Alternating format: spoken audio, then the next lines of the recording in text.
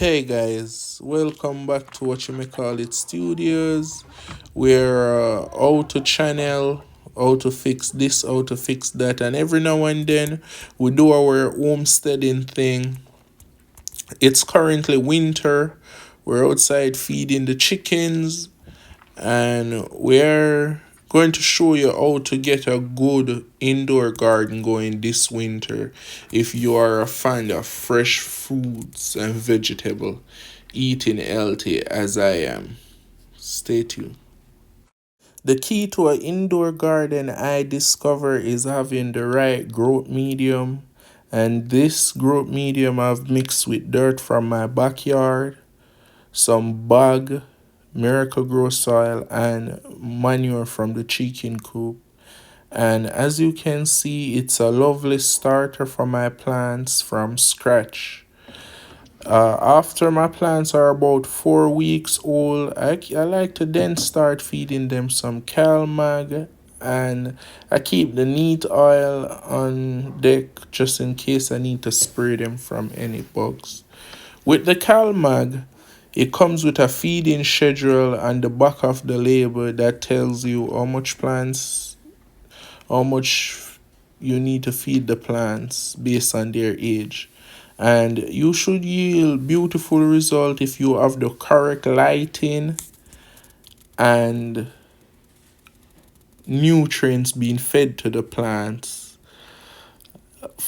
Um, Otherwise, from having the correct lighting and nutrients being fed to the plants, potting size is very important, as you do not want your pots to become, your soil roots to become root bound.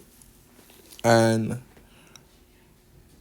being root bound is something like this. In this Lowe's bucket right here, you can see how the roots take the shape of the pot, and this is called root bound, and it stops the plant from growing. So what I'm about to do is transfer all these plants to a different pot, and when I'm doing it also, I'll be ripping off the excessive root. So basically I will be pruning the roots a little bit so it has a fresh start, and then it can grow to take up the shape of the larger pots. If you just put the plant shaping and being root bound as it is into a larger container, it will never grow into the container because the roots are already bound. So by pruning the roots, you give it a fresh start and a chance to grow a larger rooting system and to maximize on the space of its new container.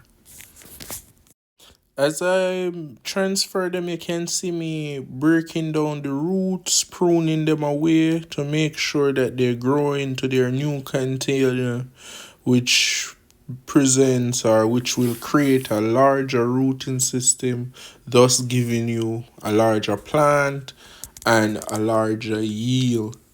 Um, as I said, container size is very important.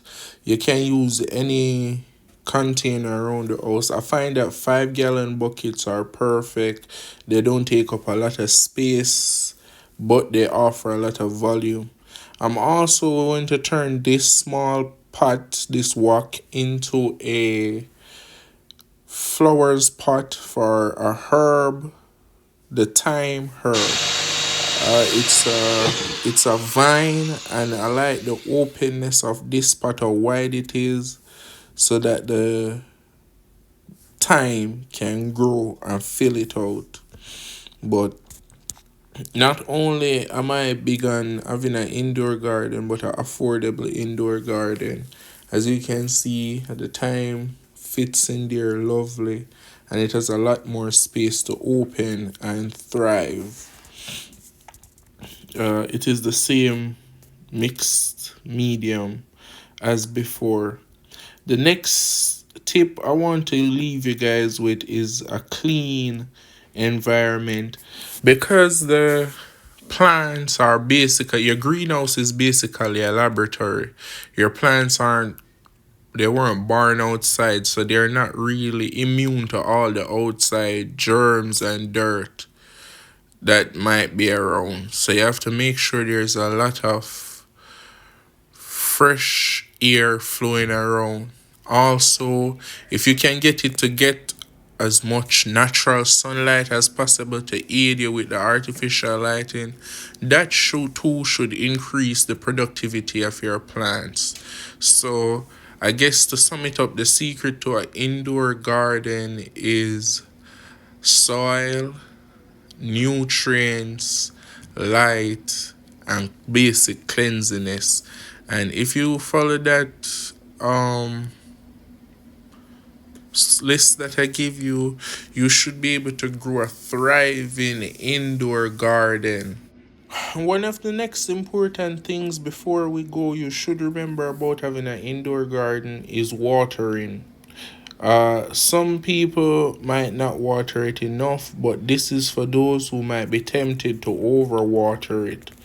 Uh, this is winter. It's much cooler. The plants, they do not precipitate as much, so you don't have to really put a lot of water in there. Just make sure that the soil itself is moist and not too moist, as it will create a small microorganic life to come about, as in the form of gnats and bugs. So just remember, proper medium, proper nutrients, enough light, and a proportionate amount of water should give you a healthy indoor garden on your homestead throughout the winter, or for whatever purpose you want it to do. If this video was any help in you determining how to set up your indoor garden, please comment, like, subscribe, and let us know. Thank you very much. Have a great day. But before you go, thanks for supporting us all of 2024. I will really look forward to getting a lot more done around the homestead this year to really have a meaningful yield. Because most years we get is either overrun by rabbits, or last year it was the deer. But this year we should have a lot of productivity. Stay tuned.